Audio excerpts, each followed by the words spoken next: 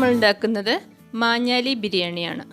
എറണാകുളം ജില്ലയിലുള്ള ഫേമസ് ആയിട്ടുള്ളൊരു സ്ഥലമാണ്. അവിടുത്തെ ബിരിയാണിയാണ് മാഞ്ഞാലി ബിരിയാണി. മാഞ്ഞാലി ബിരിയാണി അതുപോലെ മാഞ്ഞാലി ഹൽവ ഒക്കെ വളരെ ഫേമസ് ആണ്. അപ്പോൾ കാണുമ്പോൾ നമുക്കൊരു നെയ്ച്ചോറും ചിക്കനും ആ ഒരു ഫീലാണ് ഉണ്ടാവുക. പക്ഷേ അങ്ങനെയല്ല, കഴിക്കുമ്പോൾ നല്ല അടിപൊളി ടേസ്റ്റാണ്. മാത്രമല്ല ദം ചെയ്യാൻ അറിയാത്തവർക്കൊക്കെ ട്രൈ ചെയ്യാവുന്ന ഒരു അടിപൊളി ബിരിയാണിയാണിത്. അപ്പോൾ എല്ലാവരും തന്നെ ട്രൈ ചെയ്ത് നോക്കണം. അപ്പോൾ റെസിപ്പി നമുക്ക് എങ്ങനെയാണെന്ന് നോക്കാം. ഞാൻ വളരെ കുറഞ്ഞ ക്വാണ്ടിറ്റിയിലാണ് ചെയ്യണത്. 1/2 കിലോ ചിക്കനെ എടുത്തിട്ടുള്ളൂ. അപ്പോൾ 1/2 കിലോ ചിക്കനിൽ എങ്ങനെ ഉണ്ടാക്കാൻ നോക്കാം. അതാദ്യം 1 ടേബിൾ സ്പൂൺ മുളക് പൊടി ഇട്ടിട്ടുണ്ട്. എരിവ് കുറച്ച് വേണമെങ്കിൽ അങ്ങനെ ചെയ്യാം കേട്ടോ. ഞാൻ 1 ടേബിൾ സ്പൂൺ ഇട്ടിട്ടുണ്ട്. അതുപോലെ 1/4 ടീസ്പൂൺ മഞ്ഞൾപ്പൊടി, പിന്നെ പാകത്തിന് ഉപ്പ്,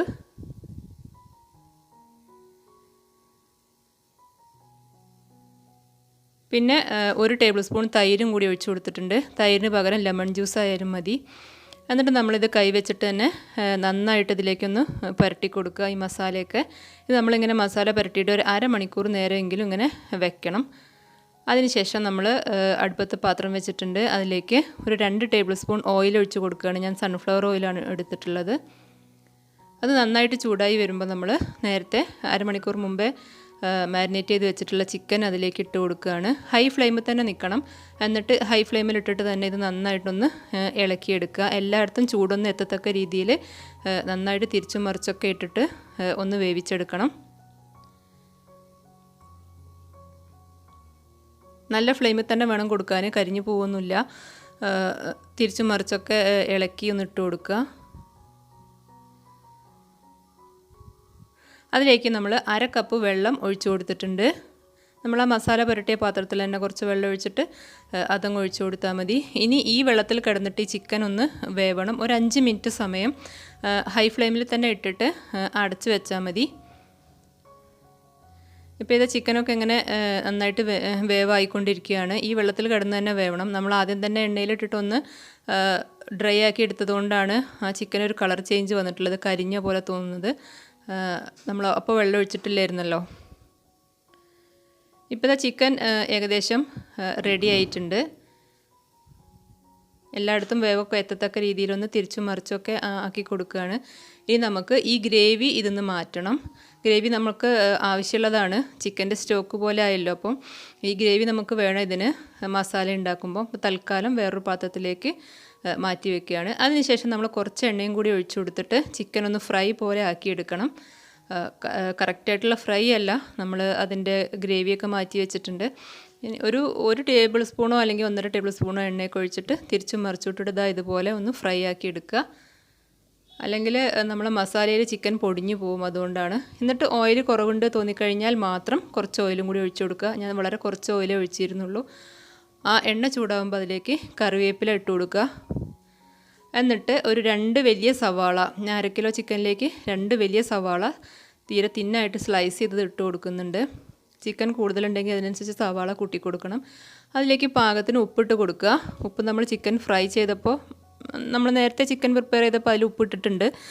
ഇവിടെയും നമ്മൾ ഉപ്പിട്ട് കൊടുക്കുന്നുണ്ട്, ശ്രദ്ധിക്കണം ഉപ്പ് കൂടി പോവാതെ. ഇനി ഈ ഉള്ളി നന്നായിട്ടൊന്ന് വഴന്ന് വരണം, വെന്ത് നന്നായിട്ട് കുഴഞ്ഞ് വരണം.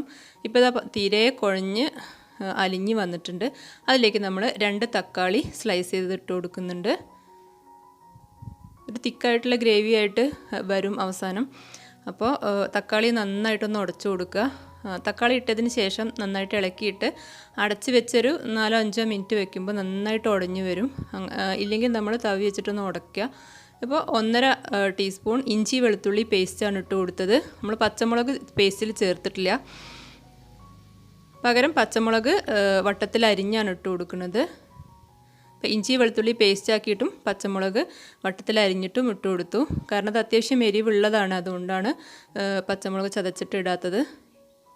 എല്ലാം കൂടി ചേർത്തതിന് ശേഷം ലോ ഫ്ലെയിമിൽ ഒരു 2 മിനിറ്റ് സമയം ഒന്ന് അടച്ച് വെക്കുക. അപ്പോഴേക്ക് തക്കാളി ഒന്നും കൂടി വേവായിക്കോളും. എന്നിട്ട് പിന്നെ അതൊന്ന് ഉടച്ചു കൊടുക്കുന്നത് നല്ലതാണ്. അതിലേക്ക് 2 ടീസ്പൂൺ മല്ലിപ്പൊടി ഇട്ട് കൊടുക്കുന്നുണ്ട്. അതുപോലെ 1/4 ടീസ്പൂൺ മഞ്ഞൾപ്പൊടി, 1 ടീസ്പൂൺ മുളക് പൊടി. അപ്പം എരിവ് അത്യാവശ്യം എരിവുണ്ടായിരിക്കും ഇത്, അതുകൊണ്ടും കൂടിയാണ് നമ്മൾ പച്ചമുളക് നേരത്തെ ഒഴിവാക്കിയത്. കാരണം ആദ്യം ചിക്കൻ വേവിച്ചപ്പോൾ 1 ടേബിൾ സ്പൂൺ മുളക് പൊടിയും ഇപ്പോൾ ഇവിടെ 1 ടീസ്പൂൺ ഇട്ടിട്ടുണ്ട്. ആകെ 1/2 കിലോ ചിക്കൻ അല്ലേ ഉള്ളൂ, അപ്പോൾ അതുകൊണ്ടാണ്. അതിലേക്ക് നമ്മൾ നേരത്തെ മാറ്റി വെച്ചിട്ടുള്ള ഗ്രേവി ഒഴിച്ചു കൊടുക്കുകയാണ്. പൊടികൾ ഇട്ടതിന് ശേഷം ഒരു 2 മിനിറ്റ് ഒന്ന് ഇളക്കണം, അതിൻ്റെ ആ ഒരു റോ സ്മെല്ലൊക്കെ പോകാൻ വേണ്ടിയിട്ട്. എന്നിട്ട് ഗ്രേവി അതിൻ്റെ കൂടെ കുറച്ച് വെള്ളം കൂടിയും ചേർത്തിട്ട് ഒഴിച്ചു കൊടുക്കുകയാണ്. ഇനി ഇത് നന്നായിട്ടൊന്ന് തിളച്ച് വരണം. നന്നായിട്ട് തിളച്ച് വരുമ്പോൾ അതിലേക്ക് 1 ടീസ്പൂൺ തൈര് ഒഴിച്ച് കൊടുത്തു. സാധാരണ ബിരിയാണി പോലെ അങ്ങനെ ഒരുപാട് തൈര് ഇതിൽ ഒഴിക്കുന്നില്ല. ഇനിയിപ്പോൾ അഥവാ തൈരില്ലെങ്കിൽ ലെമൺ ജ്യൂസ് ഒഴിച്ചു കൊടുത്താൽ മതി. അതിനുശേഷം നമ്മൾ നേരത്തെ മാറ്റി വെച്ചിട്ടുള്ള ചിക്കൻ ഇതിലേക്ക് ഇട്ട് കൊടുക്കുകയാണ്. ചിക്കൻ ഒന്ന് ഫ്രൈ ആക്കിയിട്ടാണ് വെച്ചത്, അത് ഇട്ട് കൊടുക്കുകയാണ്. എന്നിട്ട് നന്നായിട്ടൊന്ന് മിക്സ് ചെയ്യുക. ഗ്രേവിയൊക്കെ എല്ലായിടത്തേക്കും പിടിക്കത്തക്ക രീതിയിൽ തുറന്ന് വെച്ചിട്ട് തന്നെ ഒന്ന് ഇളക്കി നന്നായിട്ട് മിക്സ് ചെയ്യുക.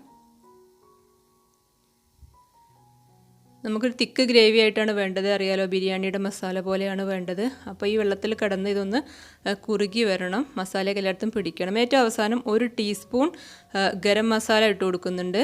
അതുപോലെ ഒരു കൈപ്പിടി നിറയെ മല്ലിച്ചപ്പ് ഇടുന്നുണ്ട്. മല്ലിച്ചപ്പ് മാത്രമേ ഉള്ളൂ, ഇതിൽ പുതിനയില ചേർക്കാറില്ല.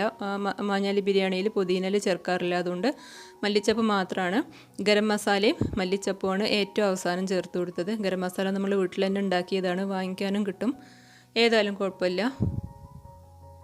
ഇത് നന്നായിട്ട് ഇളക്കി മിക്സ് ചെയ്തതിന് ശേഷം ഉപ്പുണ്ടോ നോക്കുകയാണ്. കാരണം ചിലപ്പോൾ കുറവുണ്ടാവും. ഞാനിപ്പോൾ കുറവുണ്ട് തോന്നിയപ്പോൾ ഇപ്പോഴാണ് ഇട്ട് കൊടുത്തത്. കാരണം ഉള്ളി വഴറ്റിയപ്പോൾ നമ്മൾ ഉപ്പിട്ടിട്ടുണ്ട്. ചിക്കനിൽ ഫസ്റ്റ് മാരിനേറ്റ് ചെയ്തപ്പോൾ ഉപ്പിട്ടിട്ടുണ്ട്. അപ്പോൾ കൂടി പോവാതെ നോക്കുക.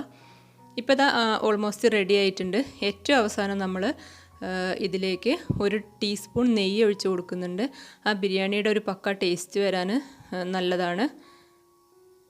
ഏറ്റവും അവസാനം മാത്രം ഒഴിച്ചു കൊടുത്താൽ മതി. ഇപ്പോൾ നമ്മുടെ ഗ്രേവി റെഡി ആയിട്ടുണ്ട്. നല്ല തിക്കായി വന്നിട്ടുണ്ട്. മാത്രമല്ല ഈ നെയ്യ് ഒഴിച്ച് കൊടുക്കുമ്പോൾ നല്ലൊരു സ്മെല്ലും കൂടിയാണ്. ഗരം മസാലയും ഏറ്റവും അവസാനമാണല്ലോ ചേർത്തത്. അപ്പോൾ അതോടെ മാറ്റി വയ്ക്കുക. ഇനി നമ്മൾ റൈസ് ഉണ്ടാക്കുകയാണ്. അതിന് വേണ്ടിയിട്ട് 2 ടീസ്പൂൺ നെയ്യ് ഒഴിച്ച് കൊടുത്തിട്ടുണ്ട്. നെയ്യൊക്കെ കൂടുതൽ വേണമെന്നുള്ളവർക്ക് കൂടുതൽ ഒഴിക്കാം. ഞാൻ 2 കപ്പ് അരി വെച്ചിട്ടാണ് ചെയ്യണത്.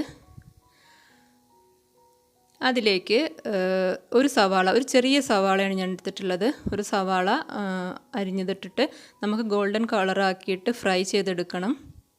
നെയ്യിൻ്റെ കൂടെ വേണമെന്നുണ്ടെങ്കിൽ 2 ടേബിൾ സ്പൂൺ അല്ലെങ്കിൽ 2 ടീസ്പൂൺ സൺഫ്ലവർ ഓയിലും കൂടി ഒഴിച്ചു കൊടുക്കുക. ഞാൻ എണ്ണ വളരെ കുറച്ചേ ഉപയോഗിക്കുന്നുള്ളൂ. എന്നിട്ട് ആ ഫ്രൈ ചെയ്തിട്ടുള്ള ഓണിയൻ മാറ്റി വയ്ക്കുകയാണ്. നമുക്ക് ലാസ്റ്റാണ് അതിൻ്റെ ആവശ്യം വരിക. അതിലേക്ക് ഒരു 4 കഷ്ണം, ചെറിയ 4 കഷ്ണം പട്ട ഇട്ട് കൊടുക്കുന്നുണ്ട്. അതുപോലെ 4-5 ഏലക്കായ, പിന്നെ ഗ്രാമ്പു ഒരു 4 എണ്ണം ഇട്ട് കൊടുക്കുന്നുണ്ട്. സ്റ്റാറാണ്, ഉണ്ടെങ്കിൽ ഇട്ട് കൊടുത്താൽ മതി, പലരുടെയും കയ്യിൽ ഉണ്ടാവില്ല. ഞാൻ 1 എണ്ണം ഇട്ട് കൊടുക്കുന്നുണ്ട്. അതുപോലെ പെരിഞ്ജീരകം ഷാജീരകം കൂടി മിക്സ് ചെയ്തിട്ട് ഒരു 1/2 ടീസ്പൂൺ ഇട്ട് കൊടുക്കുന്നുണ്ട്. അതിന് ടേസ്റ്റ് ഇഷ്ടമുള്ളവർ മാത്രം ഇട്ടാൽ മതി. അതുപോലെ വെളുത്തുള്ളി ചെറുതായിട്ട് അരിഞ്ഞതും ഇട്ട് കൊടുക്കുന്നുണ്ട്. അതൊക്കെ മഞ്ഞാലി ബിരിയാണിയുടെ റെസിപ്പിയിലുള്ളതാണ്. പക്ഷേ ചിലർക്ക് വെളുത്തുള്ളിയുടെ ടേസ്റ്റ് ഇഷ്ടമുണ്ടാവില്ല, അതുപോലെ പെരിഞ്ജീരകത്തിൻ്റെ ടേസ്റ്റും ഇഷ്ടമുണ്ടാവില്ല. അങ്ങനെയാണെങ്കിൽ അത് സ്കിപ്പ് ചെയ്യാം. അതൊന്ന് വഴന്ന് വരുമ്പോൾ നമ്മളതിലേക്ക് വെള്ളം ഒഴിച്ച് കൊടുക്കുകയാണ്. ഞാൻ പറഞ്ഞു 2 കപ്പ് അരിയിലാണ് ചെയ്യണത്. അപ്പോൾ 1 കപ്പ് അരിക്ക് 1.5 കപ്പ് എന്ന രീതിയിലാണ് വെള്ളം എടുത്തിട്ടുള്ളത്. അപ്പോൾ ഞാൻ 3 കപ്പ് വെള്ളം ഒഴിച്ച് കൊടുത്തിട്ടുണ്ട്. ഞാൻ കൈമ അരിയാണ് എടുത്തിട്ടുള്ളത്. വെള്ളം ഒഴിച്ച് കഴിഞ്ഞാൽ അതിലേക്ക് പാകത്തിന് ഉപ്പിട്ട് കൊടുക്കുക. കൈമയോ അല്ലെങ്കിൽ ജീരകശാലയോ തന്നെ എടുക്കാൻ നോക്കുക. ഇതിപ്പോൾ കൈമ അരിയാണ്. 1 ഗ്ലാസ് അരിക്ക് 1.5 ഗ്ലാസ് വെള്ളമാണ് എടുത്തിട്ടുള്ളത്. വെള്ളം നന്നായി തിളച്ച് വരുമ്പോൾ കഴുകി നന്നായി വെള്ളം വാർത്ത് വെച്ചിട്ടുള്ള അരി, വെള്ളം നന്നായിട്ട് വാർക്കണം, അല്ലെങ്കിൽ എല്ലാം കൂടി വെള്ളം കൂടിപ്പോവും. അത് ഇട്ട് കൊടുക്കുക. ഇനി നന്നായിട്ടൊന്ന് ഇളക്കി കഴിഞ്ഞാൽ അടച്ച് വെച്ചിട്ട് ഈ വെള്ളം വറ്റുന്നതോടുകൂടി ചോറ് റെഡിയാവും. എത്ര പണിയുള്ളൂ. ഇപ്പോൾ ഇതാ ചോറ് റെഡി ആയിട്ടുണ്ട്. ലോ ഫ്ലെയിമിൽ തിളച്ച് കഴിഞ്ഞാൽ പിന്നെ ലോ ഫ്ലെയിമിൽ ഇട്ടാൽ മതി. അപ്പോൾ ആ വെള്ളത്തിൽ കിടന്ന് തന്നെ വെന്തോളും. വെള്ളം കൂടിപ്പോവാതെ നോക്കണം.